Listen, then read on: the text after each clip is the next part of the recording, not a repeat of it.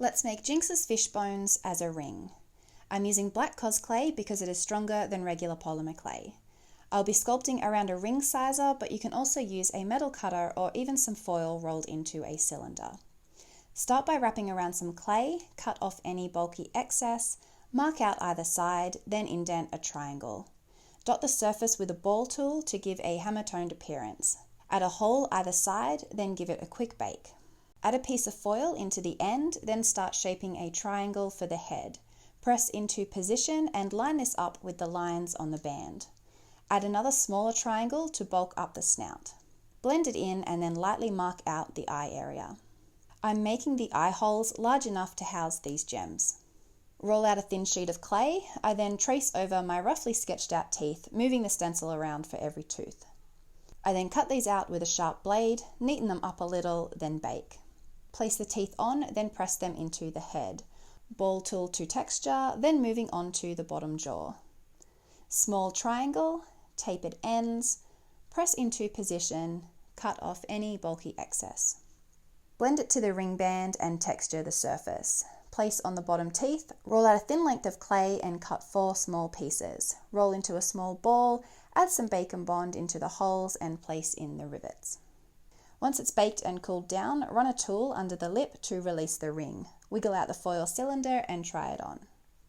Moving on to the body, I'm creating a flat, smoothed diamond shape, pointier towards the tail. Placing on the ring sizer, lightly marking out where the belt will go. Triangle bent over at the top, this will become the dorsal fin. Texture with a ball tool, stand it upright, then bake. I'm then taking the scalpel and tapering off all the edges.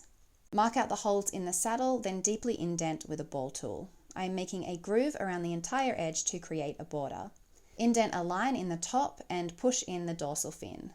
Dotting with a ball tool to texture. Refine the border, then bake. Testing the size, then placing the center of the saddle with the ring size that fits my finger. Roll out a length, flatten with a roller, trim the edges, bacon bond on the saddle, place on one end of the strap, roll out a thin length, shape into a loop and press onto the strap. Feed the strap through the loop, mark the length and cut to size. Press in a needle tool to create the notches on the belt, add a short length for the pin.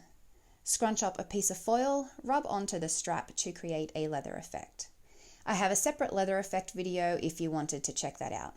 Once it's baked, try it on, and honestly you could stop here. These two pieces together look great as they are.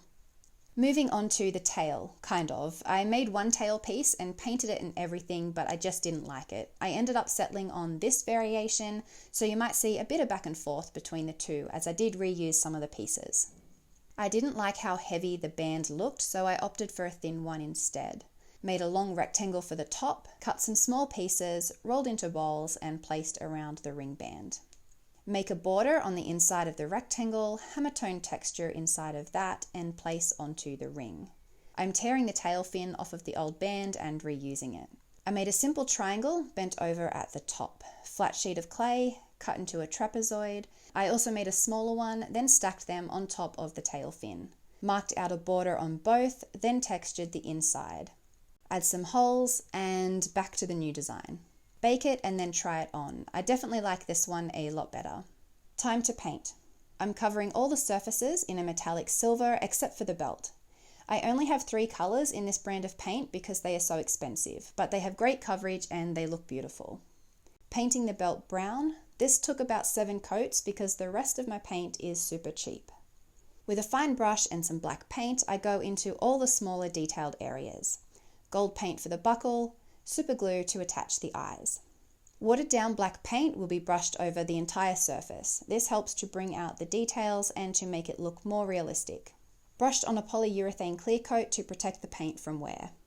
I also have a hex stone ring tutorial and a Jinx graffiti monkey ring tutorial going up very soon, or maybe they are already up depending on when you're watching this video.